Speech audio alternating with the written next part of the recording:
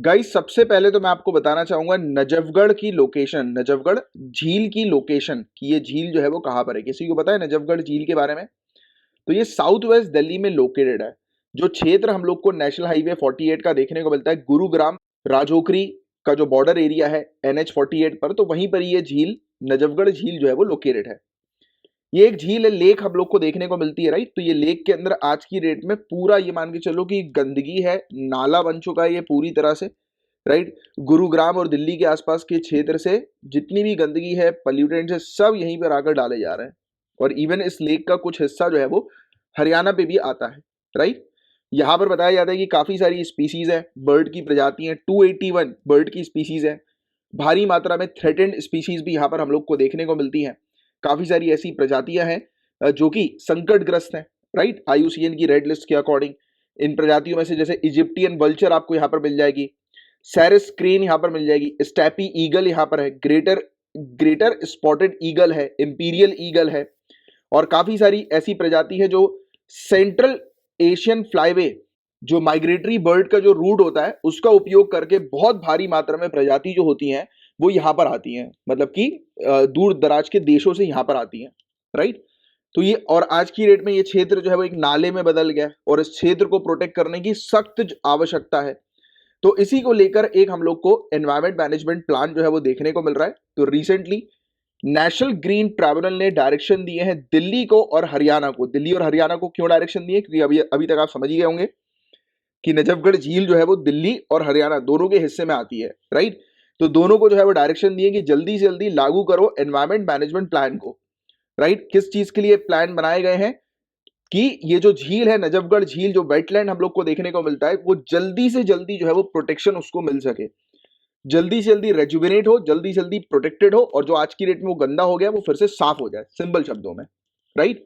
तो उसकी सफाई करने के ये प्लान है। और वहां पर जो मौजूद जो चिड़िया है, वाटर बर्ड्स जो है, स्पीसीज जो है, उनको प्रोटेक्ट करो, क्योंकि उनका हैबिटेट है ये, इस वेटलैंड पे वो रहते हैं। और ये अगर सड़ जाएगा, इसमें पोल्यूटेंट्स हो जाएंगे, हार्मफुल टॉक्सिक पोल्यूटेंट्स हो जाएंगे, तो ऑब्वियस ही बात है कि वो स्पीसीज मर जाएंगी।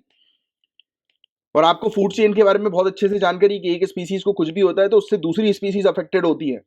और वेटलैंड तो बहुत ज्यादा इंपॉर्टेंट है आपके टॉपिक में, और आपने पढ़ा भी होगा वेटलैंड के बारे में, शायद अगर नहीं पढ़ा तो पढ़ना, कि वेटलैंड को प्रोटेक्शन देना बहुत जरूरी होता है। क्योंकि किसी क्षेत्र में प्लांट की स्पीसीज, एनिमल की स्पीसीज, इवन ह्यूमंस के लिए वेटलैंड बहुत इंपॉर्टेंट होता है। एक इंपॉर्टेंट फिशिंग ग्राउंड के तौर पर भी हम लोग को देखने को मिलता है, राइट। तो ये जो नजफगढ़ झील जो है इसको प्रोटेक्ट करने से रिलेटेड ये डायरेक्शंस हम लोग को देखने को मिल रहा है NGT के द्वारा जो दिए गए। तो नजफगढ़ झील के बारे में भी आपको आइडिया लग गया, क्या डायरेक्शन दी है वो भी आपको आइडिया लग गया।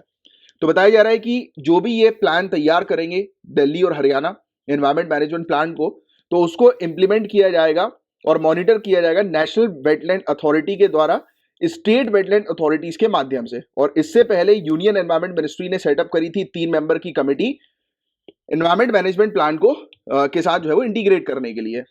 तो ये एनवायरमेंट मैनेजमेंट प्लान क्या है, तो अभी तक तो आप समझ ही चुके होंगे, ऑब्वियस ही बात है, एनवायरमेंट मैनेजमेंट प्लान है। और ये बात हो रही है नजफगढ़ झील से रिलेटेड, तो नजफगढ़ झील को जो है वो प्रोटेक्ट करने के लिए प्लान बनाए गए हैं, तैयार किए गए, सिंपल तरीके से चीज बताई गई है। तो टॉप प्रायोरिटी ये है कि सबसे पहली चीज तो नजफगढ़ झील और उसके एरिया को नोटिफाई करना है the wetlands conservation and management rules 2017 के तहत, कि इसके नियम, ये जो नियम है वेटलैंड कंजर्वेशन एंड मैनेजमेंट के 2017 के, तो ये नियम जो है वो उस क्षेत्र में लागू हो। तो सबसे पहले तो इस रूल्स के अंडर इसको लेकर आना है नजफगढ़ झील को, पहला पॉइंट।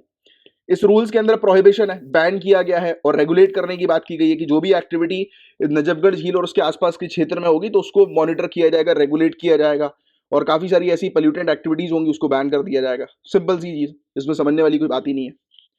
सबसे पहली चीज तो इमीडिएट मेजर लिए जाएंगे कि तुरंत तुरंत के तुरंत क्या किया जाएगा, पहले तो उस क्षेत्र को बनाया जाएगा, डिमार्केट किया जाएगा कि कितने एरिया को प्रोटेक्ट करना है, सबसे पहला काम। अगर आपको नजफगढ़ झील को प्रोटेक्ट करना है तो कितना क्षेत्र प्रोटेक्शन के अंदर आएगा पहले वो मार्क करना जरूरी है कि नहीं, तो सबसे पहले वो काम किया जाएगा, राइट। उसकी बाउंड्री तैयार की जाएगी, कितनी बड़ी बाउंड्री, कितनी बाउंड्री पर प्रोटेक्शन करना है। फिर हाइड्रोलॉजिकल असेसमेंट होगा, भैया वहां का पानी कैसा है, कितना पोल्यूटेंट है, कौन से टॉक्सिक केमिकल्स वहां पर डाले जा रहे हैं। अब जैसे कि ये पानी को स्टडी करेंगे तो उनको पता लगेगा कि किस फैक्ट्री से ये पोल्यूटेंट आ रहा है, तो तुरंत जाकर उस फैक्ट्री को बोलेंगे भैया यहाँ पर छोड़ना नहीं, आप गंदा पानी पोल्यूटेंट्स मत छोड़ना, राइट। कि कहाँ से क्या क्या चीजें आ रही हैं, तो वो रिकॉर्ड करेंगे और फिर उसको रोक लगाने की कोशिश करेंगे कि कहाँ से आ रहा है, क्योंकि उस पानी को आप, क्योंकि अभी तो गंदा पानी है, उसमें सब पोल्यूटेंट्स मिक्स है, तो आप उसको सेग्रीगेट करोगे पहले, राइट, केमिकल चेक करोगे कौन से केमिकल्स हैं, तो ये है तो ये कहां से आ रहा है, इसका सोर्स क्या है वो पता लगाओ, फिर उसको रोकने की कोशिश करोगे। तो ये होता है तरीका। तो ये कोई याद रखने वाली चीजें नहीं है, ये आप खुद करोगे आने वाले समय में। आप जब ऑफिसर बनोगे तो you will do such kind of things. तो इंटरेस्ट के साथ चीजों को सुना करो, इंटरेस्ट के साथ लिया करो, और कोई याद नहीं करना, बिल्कुल प्रैक्टिकल चीज, कहीं लिखने की आपको जरूरत नहीं है। नॉर्मली बात है कि भाई अगर आप खुद अपने आप को ऑफिसर सोचो ना कि आपको नजफगढ़ झील को बचाना है, प्रोटेक्ट करना है, तो पहला काम क्या होगा कि कितने एरिया को प्रोटेक्ट करना है वो मोटी मार्क करोगे। फिर वो गंदा पानी है, उस गंदे पानी में क्या क्या केमिकल्स है उसका पता लगाओगे, जिससे कि उसके सोर्स को आप रोक सको, है कि नहीं। फिर वहां पर कौन सी प्रजाति रहती है उनकी लिस्ट तैयार करोगे, क्योंकि उनको भी आपको प्रोटेक्शन देनी है, और उन प्रजाति को किससे खतरा है, उनका उनका जो बिहेवियर क्या है, ये सब पता लगाना जरूरी है ना, तभी तो आप उसको प्रॉपर तरीके से प्रोटेक्शन दे पाओगे। तो ये तो हो गया इमीडिएट मेजर, ये तो तुरंत आपको करना होगा। फिर उसके बाद जैसे कि अगर आप नजफगढ़ झील को प्रोटेक्ट करना चाहते हो तो आपको मीडियम टर्म मेजर्स भी लेने पड़ेंगे, मतलब कि कुछ ऐसे मेजर्स जो कि आप 2 से 3 साल में इंप्लीमेंट करें। तो आपको इन सीटू ट्रीटमेंट करना पड़ेगा, यानी कि वहीं पर ही उस वेस्ट वाटर को कैसे ट्रीट करना है, तो उस पर आपको कार्रवाई करनी पड़ेगी। जितनी भी मेजर जो नदियां हैं जो कि यहाँ पर नजफगढ़ झील से आकर जो है वो मिल रही हैं, जो भी पानी वगैरह यहाँ से आकर मिल रहा है, नहर का कहीं का भी, तो आपको पहले उनको ट्रीट करने की आवश्यकता है वहीं पर ही। कुछ ऐसी वेस्ट वाटर ट्रीटमेंट डिवाइस है आपको लगानी पड़ेगी जो कि पानी को ठीक करे। नजफगढ़ झील में जो पानी आए, जो कनेक्टेड वाटर है अलग अलग जगहों से जो आ रहा है, तो वो ट्रीट होकर आए, तो इस चीज को आपको इंश्योर करना पड़ेगा, राइट। तो ये थोड़ा सा मीडियम टर्म मेजर्स हैं कि इसमें आपको 2 से 3 वर्षों का पीरियड लगेगा। फिर रेगुलर मॉनिटरिंग होगी वाटर बर्ड पॉपुलेशन की, कि कौन सी चिड़िया वहां पर आ रही हैं, तो उसको आपको मॉनिटर करना पड़ेगा। फिर इसके अलावा जैसे कि कुछ ऐसे, जैसे कि नदी का पानी है या कहीं से पानी आ रहा है, सोर्स वाटर हम लोग को देखने को मिल रहा है, तो कौन से ऐसे क्षेत्र हैं जो उस पानी पर रोक लगा रहे हैं, उसके फ्लो को खराब कर रहे हैं, तो उन क्षेत्र को वहां से हटाओ, शिफ्ट करो, रिलोकेट करो, राइट। तो ये सब चीजें इस प्रकार की रखनी पड़ेगी। और ये जो झील है गाइस, तो ये बताया जाता है कि भारी मात्रा में माइग्रेटरी बर्ड्स और रेसिडेंट वाटर बर्ड्स यहाँ पर हमें देखने को मिलती है। कुछ एग्जांपल्स मैंने आपको ऑलरेडी दे ही दिए थे चिड़ियाओं के। तो बताया जा रहा है कि आबादी के 15 वर्षों को ध्यान में रखते हुए इस क्षेत्र में सीवेज उत्पादन कितना होगा, तो वो आपको प्रोजेक्शन भी करना है, लॉन्ग टर्म प्लान है। आपको ये देखना जरूरी है कि यार आने वाले समय में 15 सालों में इस क्षेत्र में जो आबादी बढ़ेगी तो उसके अकॉर्डिंग यहाँ पर कितना वेस्ट जनरेट होगा, और अगर वेस्ट जनरेट होगा तो उसके लिए प्रॉपर व्यवस्था आपको करनी पड़ेगी, नहीं तो वापस से वेस्ट जो है वो इस झील में आकर इकट्ठा हो जाएगा। अभी के लिए तो आप साफ कर लोगे बट बाद में फिर से आ जाएगा ये, राइट। तो ये सब चीजें, और फिर आइडेंटिफाई करना कि जितने भी जो ड्रेन्स है, मतलब कि जितने भी हम लोग को देखने को मिल रही है कि इस झील में प्रदूषण में योगदान करने वाले सभी जितने भी नालों हैं उसकी पहचान आपको करनी है, जिससे कि आप उसको रोक सकें, है ना। तो ये कुछ पॉइंट्स है इसके जो कि हम लोग को एनवायरमेंट मैनेजमेंट प्लान के देखने को मिल रहे हैं। सिंपल सी चीज, याद करने वाली जरूरत नहीं है, आप लोगों को समझना है, सिर्फ प्रॉपर तरीके से अंडरस्टैंडिंग डेवलप करनी है, अपने आप को एक ऑफिसर की तरह मानो, जब मानोगे तब एक अच्छी अंडरस्टैंडिंग डेवलप होगी, राइट। कुछ करने की जरूरत नहीं पड़ेगी।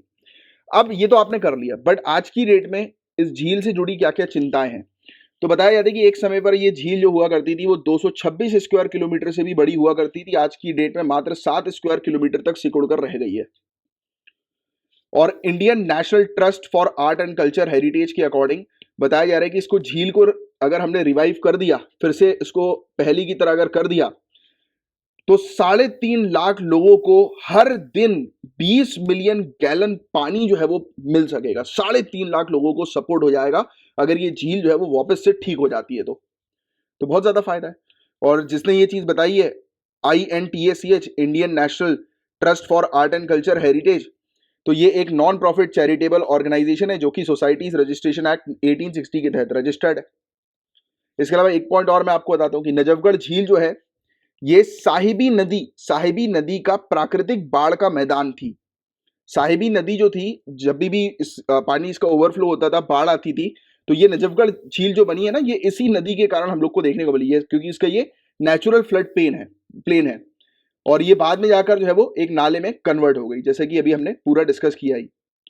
और वेटलैंड जो है ये नाले में जो है वो कैसे कन्वर्ट हुआ, हरियाणा और दिल्ली के आसपास के जो क्षेत्र हैं, तो ऑब्वियस ही बात है कि उन्होंने क्या किया, गंदगी जो है वो करना शुरू किया। अब देखो, आप गंदगी करोगे, आप अपने आसपास के इलाके में गंदगी करोगे तो वो आपको ही नुकसान पहुंचाएगा। अब जो नाला है तो ऑब्वियस ही बात है कि डिजीज होगी उससे, तो यहाँ पर आसपास रहने वाले लोग हैं, एनिमल्स हैं, इस प्लांट्स है, सबको नुकसान पहुंचेगा अगर ये वाटर जो है वो पल्यूट हो जाता है, तो हो ही रहा है, नुकसान हो ही रहा है, राइट। तो ये चीज हम लोग को देखने को मिल ही रही है। तो लगातार यहाँ पर जो कंस्ट्रक्शन किए गए हैं तो उसने और इस नाले को जो है वो सिकोड़ के रख दिया, राइट। तो ये चीज हम लोग को देखने को मिल रही है। बट इस नाले की, नाला नहीं कहेंगे हम लोग, नजफगढ़ झील कहेंगे, क्योंकि नाला तो ये भी बन चुका है, बट इसको झील में वापस से कन्वर्ट जो है वो किया जा रहा है। तो ये क्रिटिकल नेचुरल इंफ्रास्ट्रक्चर है, एक महत्वपूर्ण प्राकृतिक बुनियादी ढांचा है जो कि बफरिंग फ्लड जोन के तौर पर काम करता है। यानी कि जो भी मैंने बात करी आपसे कि ये नदी जो है शाहिबी नदी, तो इसका पानी जब बहुत ज्यादा हो जाता है, फ्लडिंग जब आती है, तो ये वेटलैंड रोक कर रखता है, उसकी फ्लड का पानी जो है वो ना आ पाए।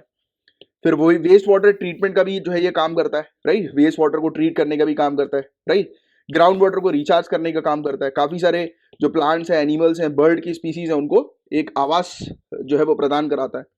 और ये इसको अगर नुकसान पहुंचेगा तो ऑब्वियस ही बात है कि हमें देखने को मिल रहा है कि आसपास के एरियाज में जो रहने वाले लोग हैं उनको भी डिजीज के कांटेक्ट में वो आएंगे और वेरियस प्रजाति यहाँ पर सर्वाइव नहीं कर पाएगी। तो अल्टीमेटली वो फूड साइकिल चेन के बारे में आप जानते ही हैं कि दूसरी स्पीसीज भी इससे लगातार अफेक्ट जो है वो होंगी, है ना। और इवन ये माइक्रो क्लाइमेट को जो है वो रेगुलेट करने का भी काम करता है, लाइक कार्बन सिंक के तौर पर ऑपरेट करता है। तो ये हमारे एनवायरमेंट के लिए बहुत ज़्यादा ज़रूरी है। और वेटलैंड तो आप जानते ही हैं इसकी, wetland is very important for environment, for climate, right. तो इसको प्रोटेक्ट करना तो बहुत ज़्यादा ज़रूरी है।